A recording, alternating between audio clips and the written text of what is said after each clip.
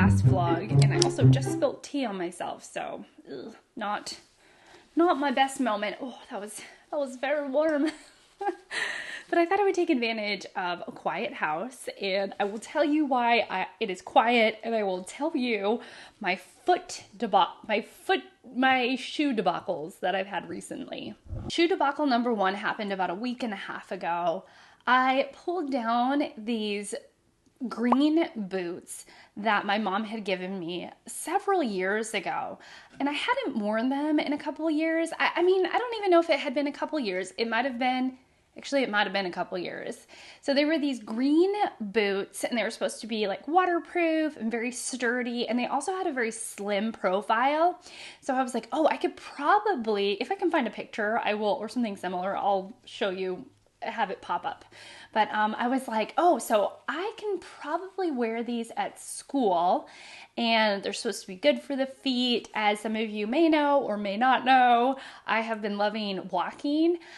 The goal is 12,000 steps. Sometimes I do 8,000, sometimes I do 10,000, but consistently I walk 12,000 steps, especially during the week, because I'm just on my feet all the time. I'm a school librarian, in case you need a little more context. So I'm a school librarian, and I'm just on my feet a lot.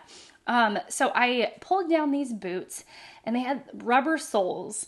I drive to school, and we have a little morning prayer with the whole staff. Typically, it's not mandatory or anything. A lot of us just like to start our day that way. And we were in the lobby doing a morning prayer, and I noticed that it looks like I have stepped in mud. It looks like it's crumbling. Like the sole of my shoe is crumbling.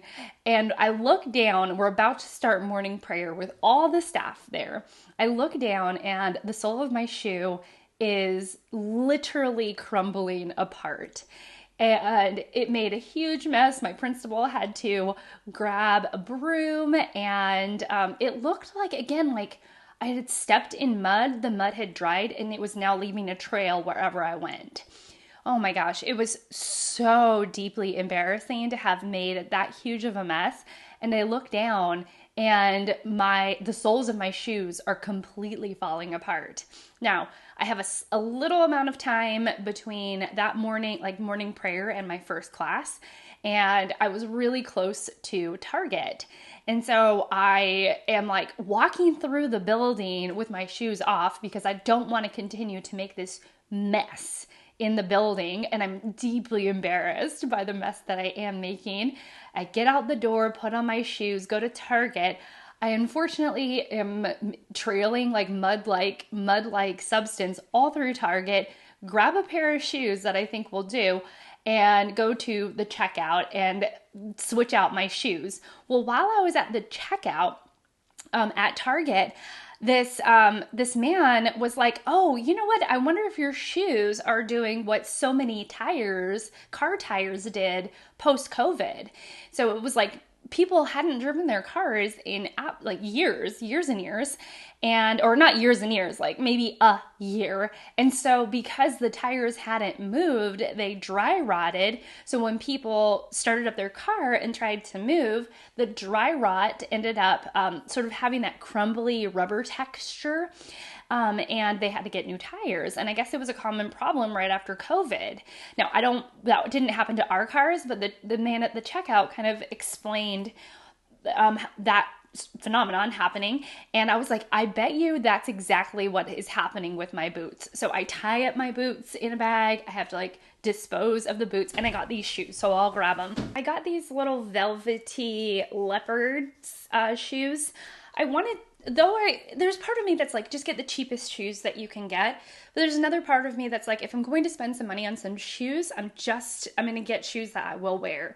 So I got these. They'll go with my wardrobe. I've had little leopard, faux leopard shoes before. They go with a lot. However, the saga continues. I wore these probably for maybe 2 days, consecutively for 2 days. And I realized that there's basically no support in these shoes. And I no longer have, 19-year-old feet that can just tough it out. I'm like, and that's actually going to be a little bit of a theme. And because I'm on my feet all day, and I actually want to be on my feet all day, I need shoes that have a little more support. So I bought some gel inserts that will actually cushion my shoes a little bit, and I've yet to try them out again, like try these out again.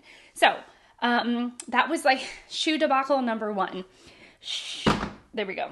Shoe debacle number 2 has to do with today. So here we are. It's Sunday, and Ted and I had the opportunity to go on a date. We had our children's godparents were babysitting for us, and they said, go, have a good time. And so I have these stunning heels, right? Stunning heels. And I was like, oh, gel inserts. So I bought some gel padding because these shoes are not very kind to my feet. I bought some gel padding for these shoes in particular. And I was like, oh, great. I'm going to be able to wear them up, down, and all around town. I was feeling so good about this choice of these shoes. I wanted to feel kind of, sensual and be really flirtatious with Ted. So I'm like, yes, these shoes. So I have these, and I'll actually even show you the outfit that I wore. Hi, we're doing date night, and here is the outfit. I really love these heels, which I hadn't really been wearing because they were just put a lot of foot strain on the balls of my feet. So I got some gel inserts, and yeah, keeping the makeup really simple. Yeah, really simple and cute, chic, cozy in case it gets cold. We went to Barnes & Noble. I have a tiny bit of footage from that. So at Barnes & Noble, I'm looking around. I'm still wearing the shoes. I haven't walked very much, to be honest, and my feet are killing me. I feel as if the circulation to my toes are completely cut off. It hurts so bad. I am in a ton of pain. So I'm looking around, I'm trying to figure out what to get. And I bought a book that I already had on my mental TBR that's pretty high up because, as you know, I talk about lists here on my channel, book lists. And on one of the book lists, they mentioned Penelope Fitzgerald's one of her books as one of the best historical fiction of all time. And it is The Blue Flower, which I was like, I don't know, there's just something about this book in particular that I really wanted to read. And I know that I talked a little bit recently in the last vlog how I just don't want to add to my physical TBR willy-nilly. I just really don't want to do that. Oh, also, I had a gift card for Barnes & Noble that a student gave me at the end of the school year in 2025. So I had it since like late May, and I never get down to Barnes & Noble. So I was like, great, I'll get down there. And then immediately I was like plagued with decision anxiety. Like, what's the right book to pick up? So I figured it's less than 300 pages. And actually it like the Kindle version, which I have a version on my Kindle, it was gifted to me. I did not buy this book twice. The Kindle version is, what is it? It's like a very short book. It's less than 200 pages, or fewer than 200 pages, whereas this is fewer than 300 pages. It's about 280 pages. Anyways, this is set in the late 18th century in Germany, and it tells the story of the true story of Friedrich von Hardenberg, a passionate and impetuous student of philosophy, and he sees this simple, plain child named Sophie, and he believes that that's his spirit guide, and then he's betrothed to her when she's 12, which sounds, I just don't know how she's going to pull it off. I feel like she will. Penelope Fitzgerald, master of literature. I feel like she will pull it off, but the premise is a little ick.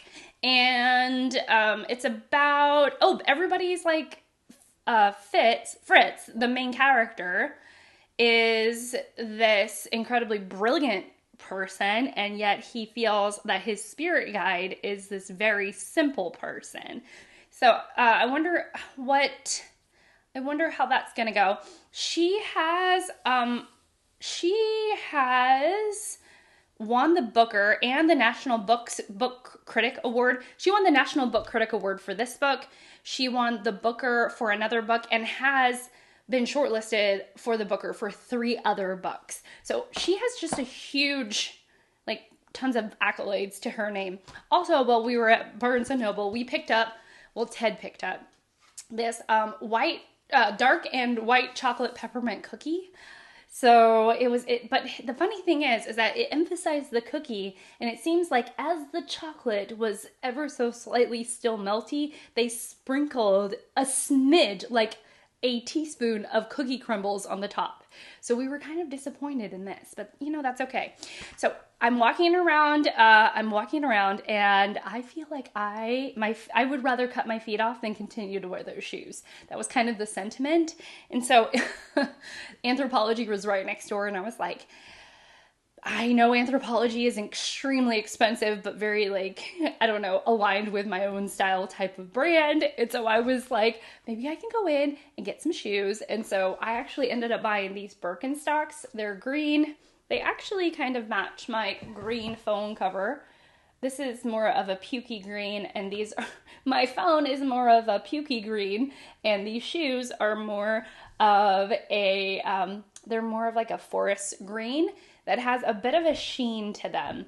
But I got out of the heels and put on these shoes immediately, and it was like instant relief. So I have 2 new pairs of shoes as of recently, which is very unusual for me.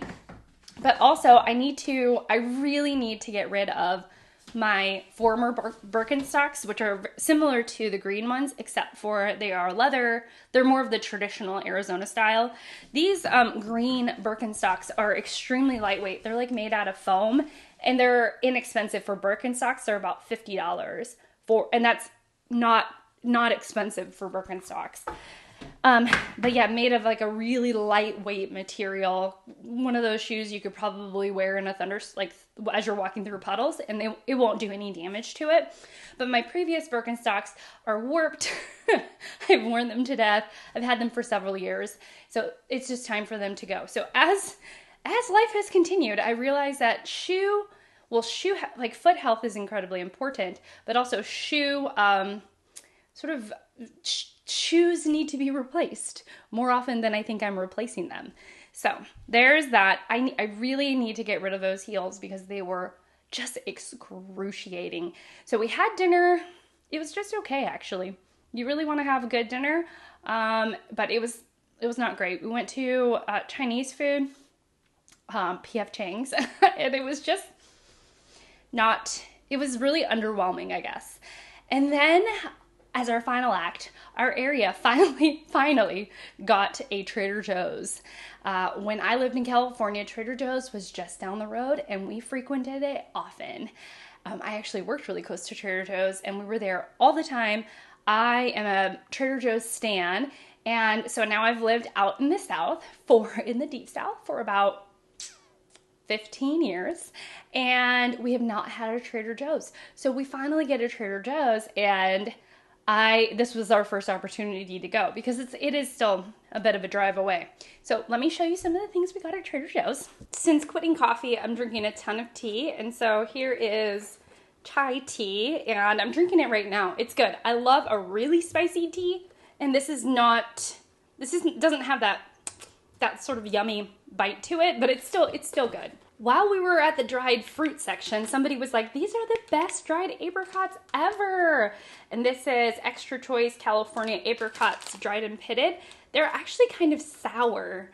And I was surprised because I really wanted a sumptuous sweet dried apricot, and these are quite sour, but they're still good. We'll eat them up.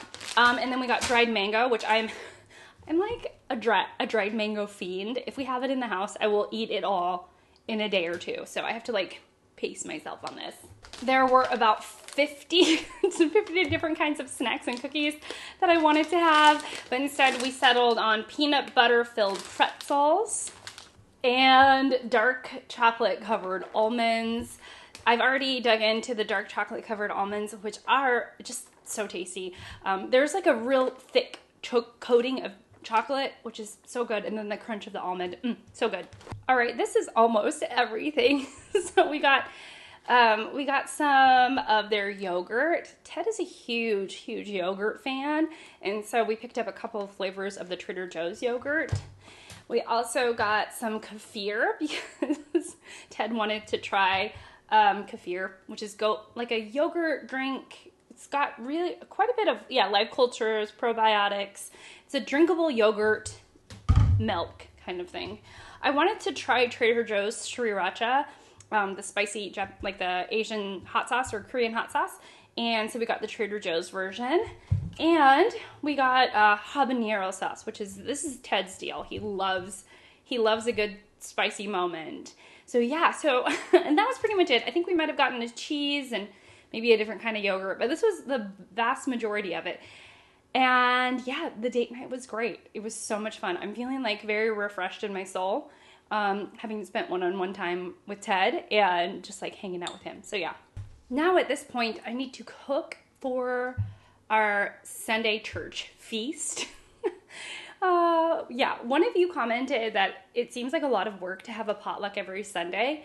And at times it is. And actually we're trying to slow down a little bit, attend church, but not maybe attend every single feast, because we have just put those together in our attendance to service. We go to service, we have feast every time.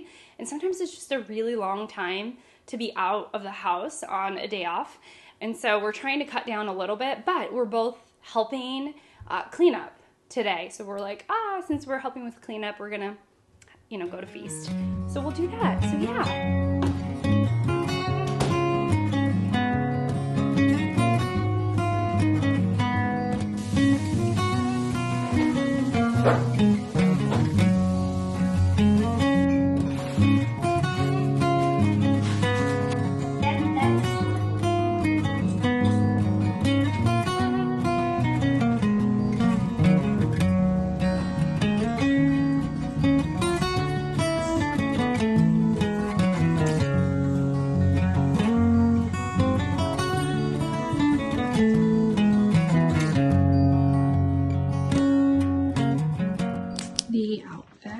Which objectively I think looks, like nice, classic. But I think I want to wear this with my shirt out. So I'm gonna try that. There's this. I'm like, no, tuck it back in, tuck it back in.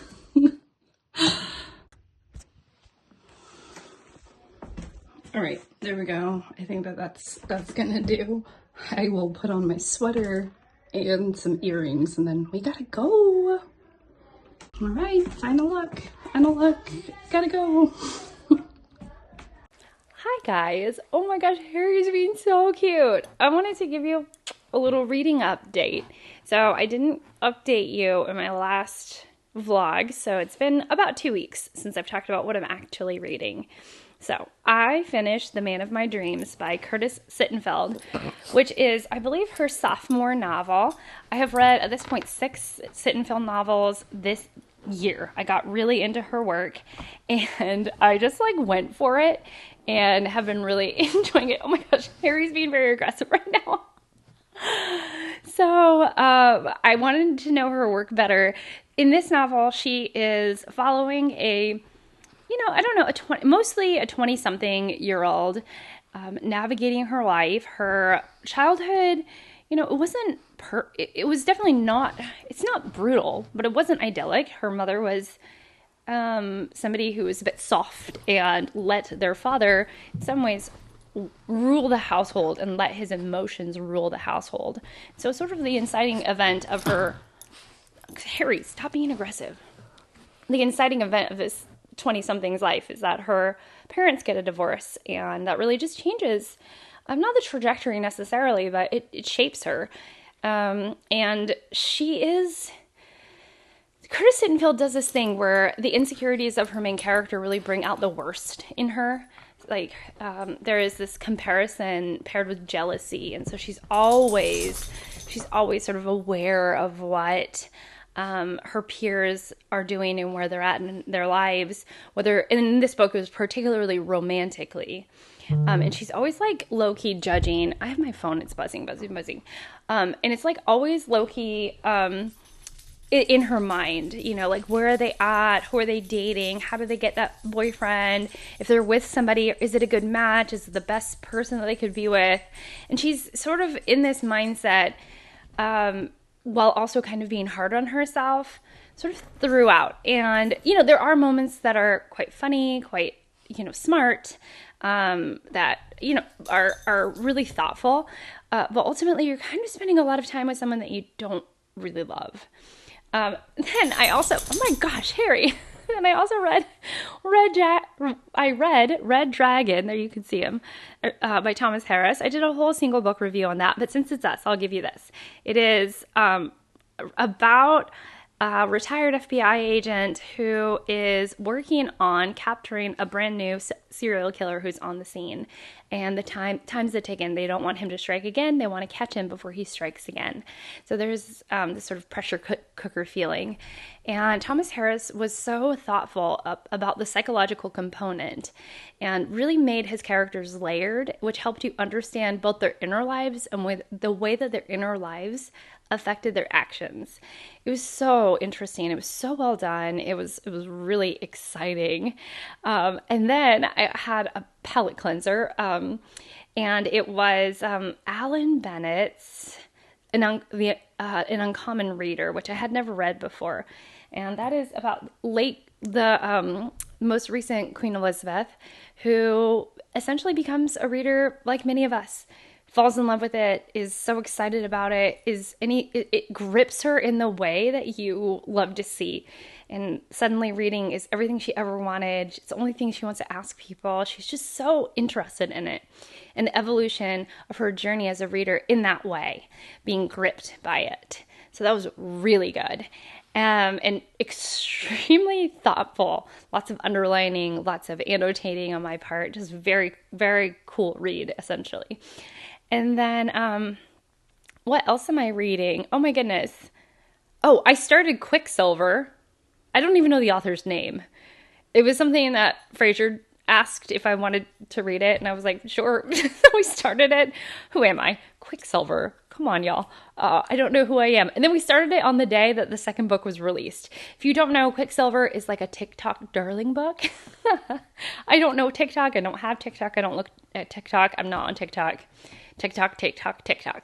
So, I don't know anything about the app, really. I mean, I've had it, but like, I've never been sucked into its world, and I don't follow people on it. So there's that. Anyway, so TikTok, it's a TikTok famous book, and it is very popular with the young people among us, and very well loved. It is essentially about a young woman who has magical powers that she never knew about. It's set in a fantasy world, and she wakes up in a world so different from hers that she's going to have to discover her magical powers. It's like essentially the setup. What's fun is that it feels like the author is sort of in on like the joke that this is not corny, but like this is the potential to be corny. So she kind of like pokes fun at the whole thing. But not in that snarky, annoying way. It's just like these little winks to the reader that she knows that this is not necessarily serious literature. So I feel like we're laughing together at it, you know, which I like. And it's no shame to anybody who loves this kind of literature. As I always say, like, please continue to love what you love. It just feels like she's like, okay, I'm going to do this thing, and we're going to do it like pretty good. We're going to just like have fun with it. And that's the whole point, is like, and then, you know, you have these moments where you just like burst out laughing because it's so like sort of silly or joyful, like full of, just full of energy and life. And you just like laugh at it, and then you just kind of go back to like the scenario of the moment. So that's fun. And then I'm reading The Silence of the Lambs, which I found out the title meaning of it. So I'm about 60% through. Finally, Ted read Red Dragon, and now he's reading Silence of the Lambs with me. And so we're kind of reading it side by side, and it's sort of fun, you know? But yeah, that is my sort of rambly, long-ish update about what I've been reading recently. I feel like I missed something. I don't know. I'll come back if I did.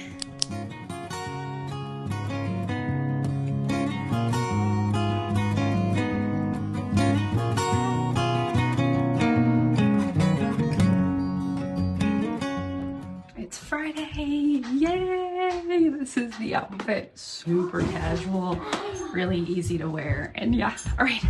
Yay, happy Friday. Okay, I am going to end the vlog here. I just want to say thank you so much for watching. Thank you so much for spending this time with me. And I hope to see you all in my next one. Bye.